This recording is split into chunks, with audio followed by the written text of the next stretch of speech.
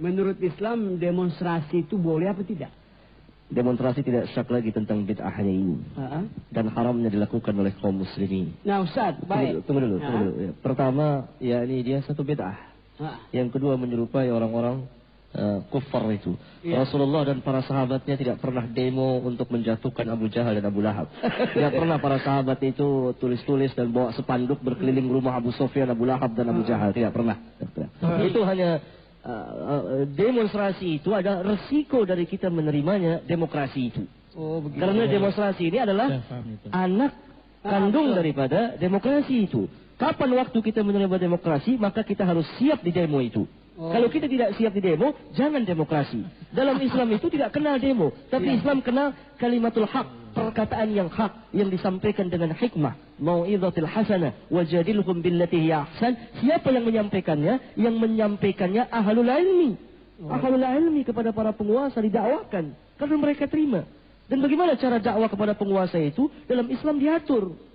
Ya, tapi dulu pernah gini saya baca ketika kematian Utsman bin Affan itu dikepung sama para pemberontak itu gimana itu? Ini yang memberontak ini hasil hasutan dari Abdullah bin Sabah, orang Syiah, Syiah Rafidah, dan orang ini adalah asalnya orang Yahudi karena Syiah itu agamanya dibuat oleh orang Yahudi, Abdullah bin Sabah ini. Dan orang-orang munafiqun pun terpengaruh dengan itu. Ya biasa adalah orang Islam yang fasikin karena banyak orang-orang Islam minum khamr dan lain. Tapi kalau kita melihatnya kan dari ajaran Islam, bukan dari orang Islamnya. Pun saudara-saudara yang demo ini juga banyak saudara-saudara kita. Tapi kalau kita lihat pada hukum Islam, maka ini terlarang. Tidak ada, Islam tidak mengenal demonstrasi itu.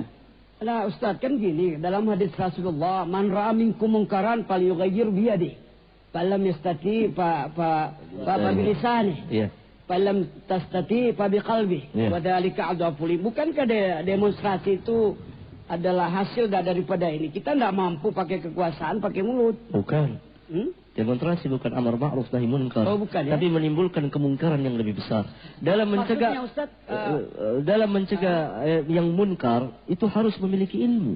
Orang yang tidak memiliki ilmu dalam mencegah yang munkar, maka akan timbul kemungkaran yang lebih besar lagi. Oleh karena itu para ulama kita, para ahli usul fikih membuat kaidah, apabila kita mencegah kemungkaran, akan timbul kemungkaran yang lebih besar lagi, maka tidak usah dicegah kemungkaran itu. Karena nanti akibatnya akan timbul kemudaratan kemungkaran yang lebih besar lagi. Sedangkan cara-cara demonstrasi ini, cara-cara orang-orang kafir sebetulnya ini cukup bagi kita. Bagi adalah ini adalah sifat orang-orang kafir yang selalu begini. Mereka mogok makan, mogok minum, kan? Itu adalah kebiasaan orang-orang kafirin. Pernah ada satu kisah yang menarik ketika Sa'ad bin Abi Waqqas radhiyallahu anhu diperintah oleh ibunya untuk meninggalkan agama Islam, meninggalkan Rasulullah sallallahu alaihi wasallam, dan diancam oleh ibunya. Kalau Sa'ad tidak meninggalkannya, dia akan mogok makan dan minum. Surat Luqman dalam surat Luqman itu. Dan Sa'ad tetap tidak mau keluar dari agama Islam ini, dan ibunya melakukan mogok makan dan minum sampai beberapa hari, sampai dia lemas. Akhirnya Sa'ad datang kepada ibunya, wahai ibu, kalau engkau mempunyai 100 nyawa dan keluar satu persatu, maka saya tidak akan keluar dari agama ini. Akhirnya makan juga. Terserah kepada ibu, mau makan boleh, mau tidak pun boleh. Mau mogok makan boleh. Akhirnya makan lagi ibunya. Bisa dilihat di tafsir Ibn Katsir. Luqman 15. Kejadian ayatnya 15. Kejadian ini lalu turun ayat yang mulia, wa wassayna al-insana biwalidayhi hamalathu ummuhu wahnan 'ala wahnin wa fisaluhu fi 'amayn an ishkur li wa liwalidayk ilayya al-masir. Dari kejadian ini kita mengetahui pertama bahwa mogok makan dan minum itu adalah sunnahnya orang-orang kafirin, bukan sunnahnya kaum muslimin. Yang kedua, pelajaran yang menarik, kalau ada orang mogok makan dan minum minta sesuatu yang bertentangan dengan agama, jangan diberi makan dan jangan diberi minum. Diserahkan pilihan kepada orang itu. Terserah, mau mogok terus atau makan, terserah. Seperti Sa'ad kepada ibunya, dia menyerahkan pilihan kepada ibunya. Terserah kepada ibu, mau makan boleh, mau mogok terus pun tidak apa-apa. Karena bertentangan, jangan diberi makan. Jangan diberi kalau itu bertentangan dengan agama. dan dia menuntut sesuatu yang menjadi pelanggaran terhadap agama. Seperti ibunya Sa'ad bin Abi Waqqas menuntut agar Sa'ad keluar daripada Islam. Ini pelajaran yang kedua. Pelajaran yang ketiga, ketaatan kepada makhluk tergantung ketaatan kepada Allah Tabaraka wa Ta'ala. Demikian juga kepada pemimpin, hatta terhadap ibu kita. Kalau ibu kita memerintahkan maksiat, tolak. Pelajaran yang keempat, tolak ibu yang menganjurkan maksiat atau orang tua dengan cara yang lebih baik. Sopan. Demo menimbulkan kerusakan lebih besar. Bisa memberi contoh-contoh misalnya. Saya kira semua kita menyaksikannya. Menyaksikannya.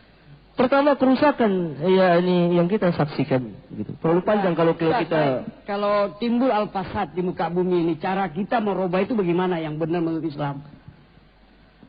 Timbulnya al-fasad, caranya gimana, metodenya terbaik itu? Allah Subhanahu wa Ta'ala perintahkan kita untuk mengajak manusia ke jalan Allah ini.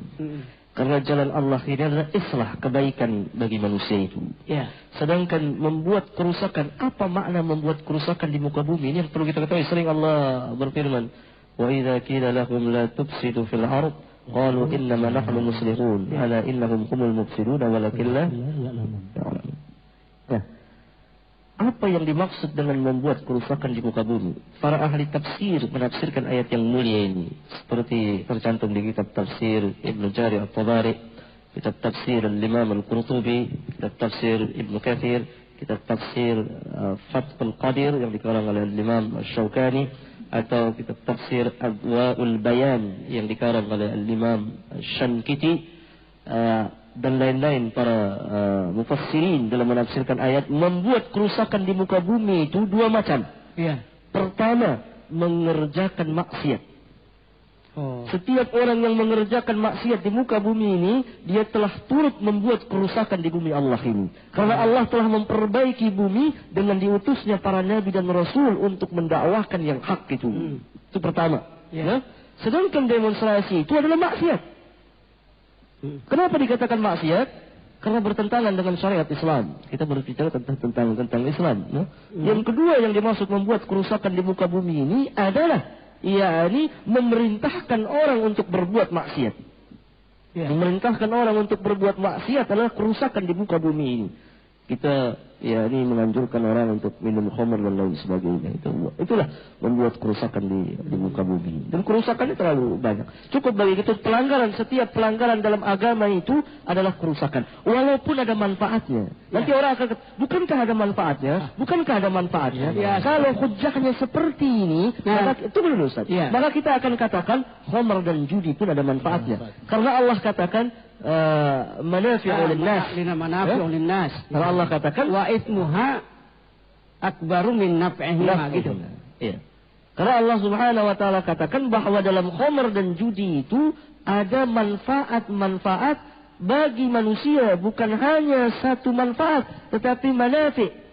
Begitu beberapa manfaat bagi manusia itu sendiri. Ya? Yas'alunaka 'anil khamri wal maisir qul fihima ithmun kabirun wa manafi'u lin-nas wa ithmuhuma akbaru min naf'ihima. Mereka bertanya kepada engkau tentang khamr dan judi. Katakan pada keduanya ada dosa yang besar dan beberapa manfaat bagi manusia. Akan tetapi dosa keduanya lebih besar daripada manfaatnya. Ya. Kalau semata-mata kita berdasarkan adanya manfaat, maka khamr dan judi pun kita bisa minum khamr dan kita bisa lakukan perjudian karena ada manfaatnya. Yang kita lihat bukan manfaatnya dari satu sisi, tetapi yang kita lihat adalah al-haq, kebenaran itu. Benar atau salah, bukan ada manfaatnya. Memang sebagian daripada maksiat itu ada manfaatnya. Ada manfaat. Nanti kalau orang mati ini bukan lagi demonstrasi ada manfaatnya. Baiklah kalau ditakdirkan itu ada manfaatnya. Tetapi bukan semata-mata lihat ada manfaatnya. Itu dilarang apa tidak dalam agama kita. Bagaimana hukum syara itu sendiri. Dan kalaupun ada manfaatnya, tidak sebanding dengan mudaratnya itu. Dan ayat ini menjadi kaidah bahwa menolak kerusakan didahulukan daripada mengambil mafasid muqaddam ala jalbil masalih.